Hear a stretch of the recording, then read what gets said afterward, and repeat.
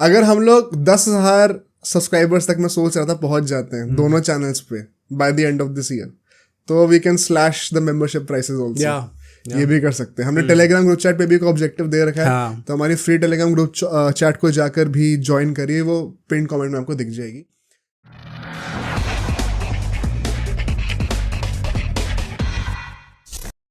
अगर हम लोग, अब मैं इस प्लेयर की बात करना चाहता हूँ, हमने सी करी नहीं थी, तुम्हें पता वो जो सबसे शॉकिंग वाला जो तुम कह रहे थे वो यही है, इरफान पठान।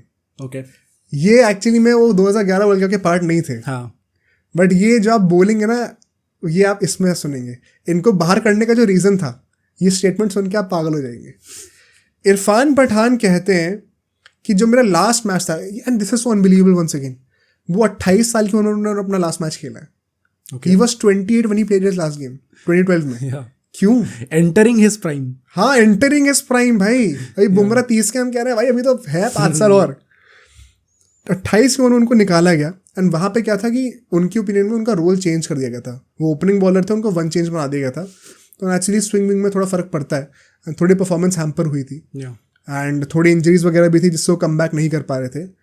पर कहते हैं एट द सेम टाइम मुझे वो बैकिंग नहीं मिली टीम से, और इनडायरेक्टली धोनी का नाम ले रहे थे जितनी मुझे एक्सपेक्टेड थी। अब जो मैं चीज़ बताऊंगा ये अनबिलीवेबल है। कहते हैं मेरा जो लास्ट मैच था अगेंस्ट श्रीलंका, उसमें मैं मैन ऑफ द मैच था, ठीक है। अगले उसमें मैच में मुझे ड्रॉप कर दिया जाता है मैन ऑफ द मैच होने के बाद। हाँ, अब वो गैरी कर्स्टन उस टाइम पे कोच थे, उनसे जाके पूछते हैं कि यार मतलब how can I improve my self, मैं कुछ गलत कर रहा हूँ तो बताइए। गैरी कर्स्टन उनको कहते हैं यार तू जानता है हर चीज़ मेरे हाथ में नहीं है भाई साहब। तो इरफान पठान कहते हैं तो इट मीन्स कि मैं अगली सीरीज में ड्रॉप होने वाला हूँ। तो गैरी कर्स्टन कोच है, वो कहते हैं नहीं यार ऐसा क्यों सोच रहा है, तूने भी मैन ऑफ द मैच जीता है। इरफान पठान कहता है देखना ही होगा, और अगली सीरीज में ड्रॉप थे वो। डैम भाई साहब, गैरी कर्स्टन को नहीं पता था, खुद कोच को नहीं पता था कि कौन ड्रॉप होने वाला है। खुद कोच कह रहा है क्यों होगा ड्रॉप यार, तू क्यों ड्रॉप होगा, और ड्रॉप हो जाते हैं। और बताता हूँ इसके बाद, जब वो ड्रॉप होते हैं इसके बाद वो कहते हैं कि उन्होंने जब भी धोनी से पूछा कि मैं क्या मेरा रोड मैप है, जैसे भज्जी ने पूछा था, तो धोनी हमेशा कहते थे नहीं नहीं सब सही चल रहा है, अच्छा है, सब बढ़िया है, परफॉर्मेंस तो अच्छी आ रही है, बट कभी कोई क्लियर आंसर ही नहीं दिया। अब इरफान पठान कहते हैं भाई मेरी भी सेल्फ रिस्पेक्ट थी, मैं कब तक पूछूं, मैं चापलूसी तो करूंगा नहीं, जो सेम हरभजन सिंह ने बोला भी।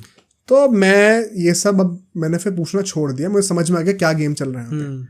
और श्रीकांत जो कि उस टाइम पे सिलेक्शन कमेटी में थे या चेयरमैन थे, पता नहीं एक्जैक्टली क्या थे, उन्होंने क्या स्टेटमेंट दी इरफान पठान को सिलेक्ट ना करने के लिए, कि इरफान पठान के विकेट्स ऑन पेपर हैं, बट इरफान पठान विकेट ले नहीं रहे, बैट्समैन उनको विकेट दे रहे।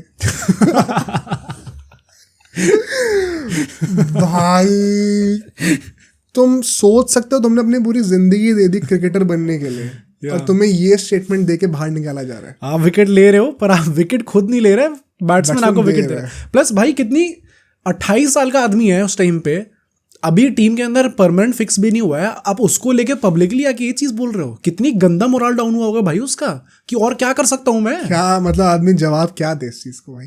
ये तो मैं इतना हंसा था नहीं सोच के, ये सब चीजें सुन के तुम्हें लगता नहीं कि क्या हो रहा है, कुछ तो है। हाँ हाँ। अब सोचो अगर ये क्लिप इतनी बढ़िया थी तो पूरा का पूरा पॉडकास्ट कितना बढ़िया होगा। तो अगर आपको इसी क्लिप का पूरा पॉडकास्ट देखना है तो यहाँ पे क्लिक करिए, और अगर आपको ऐसे ही और क्लिप्स बिंज वॉच करनी है तो यहाँ पे क्लिक करिए।